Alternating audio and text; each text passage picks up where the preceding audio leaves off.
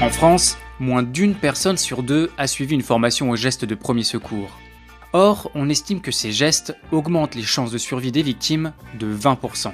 Alors, plutôt que de rester les bras croisés, voilà 3 situations simples dans lesquelles chacun peut agir. L'étouffement, le saignement et l'arrêt cardiaque.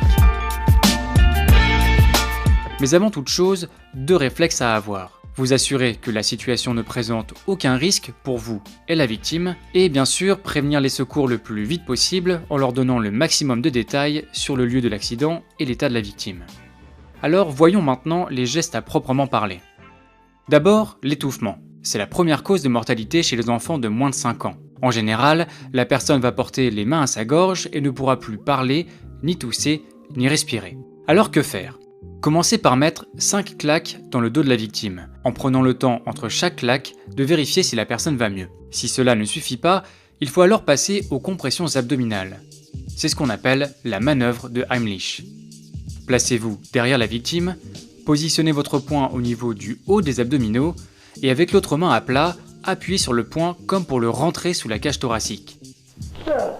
Faites ce geste 5 fois au maximum, et si ça ne fonctionne toujours pas, recommencez toute l'opération. Claque dans le dos, puis compressions abdominales.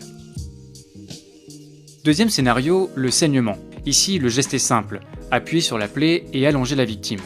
Dans cette position, les organes sont plus facilement irrigués par le sang. Gardez la plaie comprimée jusqu'à l'arrivée des secours, et essayez autant que possible de ne pas être en contact direct avec le sang de la victime. L'idéal est d'avoir des gants, mais un linge, un sac plastique ou un emballage peuvent faire l'affaire. Enfin, troisième cas de figure, l'arrêt cardiaque. Une personne est allongée et ne bouge pas.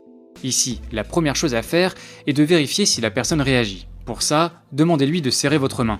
Si ça ne donne rien, vérifiez alors qu'elle respire. Penchez-lui la tête vers l'arrière avec une main sur son front et l'autre sur son menton, placez votre oreille près de sa bouche et essayez d'écouter si elle respire tout en regardant si sa poitrine se soulève.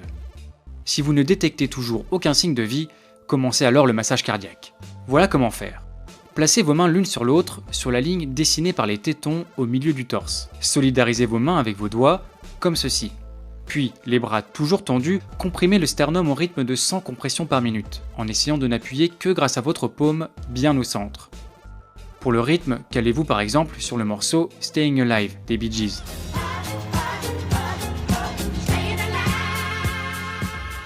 Toutes les 30 compressions, effectuez un bouche à bouche. Pour ça, penchez la tête de la victime en arrière, une main sur son front, une sur le menton, bouchez-lui le nez, puis faites 2 insufflations. Tout en expirant, regardez si sa poitrine se gonfle bien pour s'assurer du bon fonctionnement de la technique. Répétez ensuite toute l'opération. 30 compressions, 2 insufflations, 30 compressions, 2 insufflations, jusqu'à l'arrivée des secours.